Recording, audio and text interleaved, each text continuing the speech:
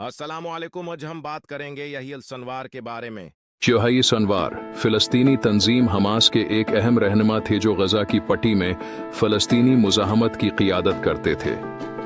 उनका ताल्लुक हमास की अस्करी वंग ग़ज़ाल-दीन अल-क़िसाम ब्रिगेड से है और वो तंजीम के अस्करी और सियासी शाबों में अहम किरदार अदा कर चुके हैं। सनवार 1922 में गजा के इलाके खां यूनुस में पैदा हुए। उनका ख़ानदान फ़िलिस्तीनी पनाह गज़ीन था और वो गुर्बत और महरूमी के हालात में परवरिश पाए।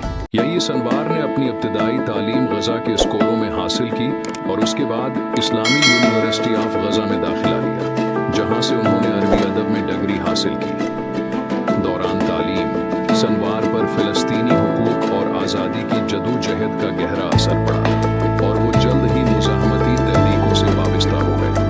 वो 1988 की दहाई में इस्लामी तहरीकों और बिलखुसूस हमास से जुड़ गए। यही सनवार को 1988 में इस्राएली फोर्सेस ने गिरफ्तार किया और उन्हें 4 इस्राएली फौजियों के अगवा और कत्ल की मंसूबा बंदी के इल्जाम में उम्र कैद की सजा सुनाई गई। वो इस्राएली जेलों में 22 साल गुजारे।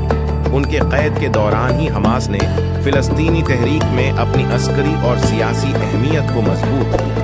सनवार जेल में भी हमास के लिए अहम काम करते रहे और जेल में मौजूद फिलिस्तीनी कैदियों के मामलात में उनकी क़ियादत को तस्लीम किया जाता था। 2011 यही सनवार को इसराइल और हमास के दरमियान कैदियों के तबादले के एक मुआहदे के तहत रहा किया गया। इस मुआहदे के नतीजे में हजारों फिलिस्तीनी कैदियों को रहा किया गया, जिनमें सनवार हैं भी शामिल थे।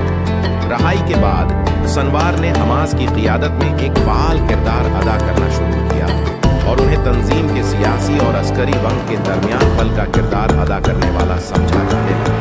2017 में यही सनवार को गजा में हमास का चीफ मुकर्रर किया गया, जिससे उनकी सियासी अहमियत मजीद बढ़ गई।